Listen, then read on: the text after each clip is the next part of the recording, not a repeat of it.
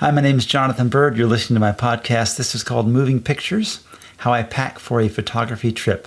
Now, to get the most out of this, you're really going to need to go to jonathanbyrd.substack.com or to get my Substack email in your email so that you can look at the images that I'm talking about in this. So I'm boarding a jet for Scotland next week to lead a photography tour. There will be novices and photographers with 40 plus years of experience. Some are bringing world-class cameras. Some people will use their phones. But take a look at this photograph. So one of the most famous photographs in the world behind the Gare Saint-Lazare, pardon my French, literally, was taken by Henri Cartier-Bresson in 1932. A print sold in 2011 for $600,000.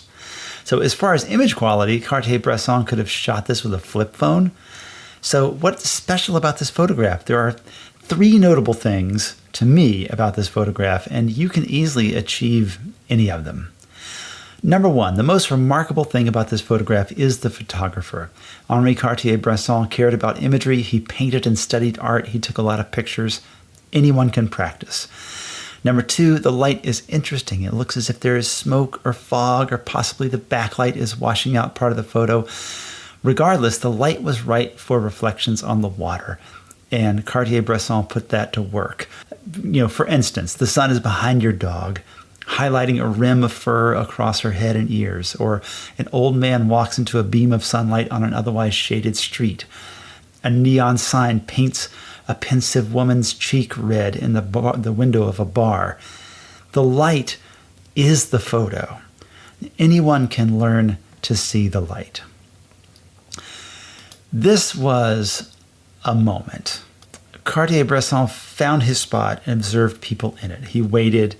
The man is about to break the water's surface, but he never does. Ripples radiate from the ladder. Time is visibly suspended. He probably took multiple photos and tried different angles. Try things. Be patient. Anyone can wait. So number one, anyone can practice. Number two, anyone can learn to see the light. Number three, anyone can wait. So what I'm saying is shoot with whatever you've got. If you could go back in time and give Henri Cartier-Bresson an iPhone and a way to print the images, he would probably leave his Leica at home. Maybe you are bringing a DSLR on vacation and wondering which lenses to pack. So Cartier-Bresson used a single 50mm lens for nearly all of his life's work. I have 6 or 7 lenses. I can't remember exactly now. Last year, I went to Guatemala as a documentary photographer. I took one lens, a 24 to 105mm zoom. So I had many more options than Cartier-Bresson ever used.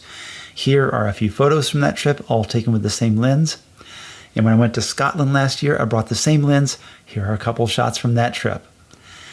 I think you'll agree that this one lens was pretty versatile. If I had several lenses to choose from, I might have missed a lot while deciding. As it was, I had a lens on a camera. If I saw something, I lifted my camera and shot it.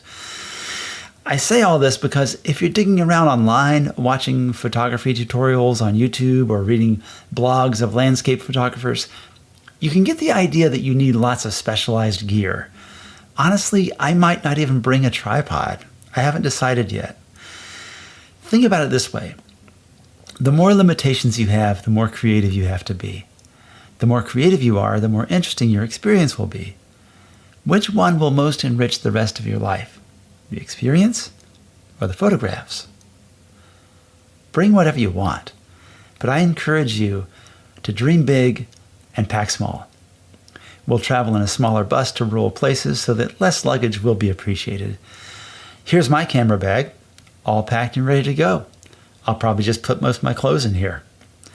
One more note, UK laws around public photography are pretty relaxed, meaning you can just take pictures in public spaces and not worry too much about who's in them. However, churches, shopping centers, museums, other attractions can be privately owned, so you should ask if it's okay to take pictures.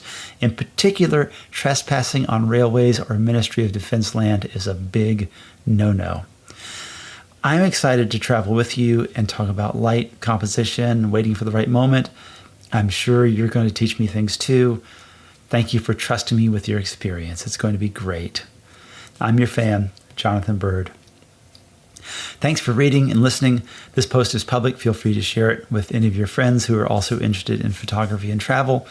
I am a reader-supported publication, so if you want to get new posts and support my work, consider becoming a free or a paid subscriber. Thanks so much, y'all. Have a great day.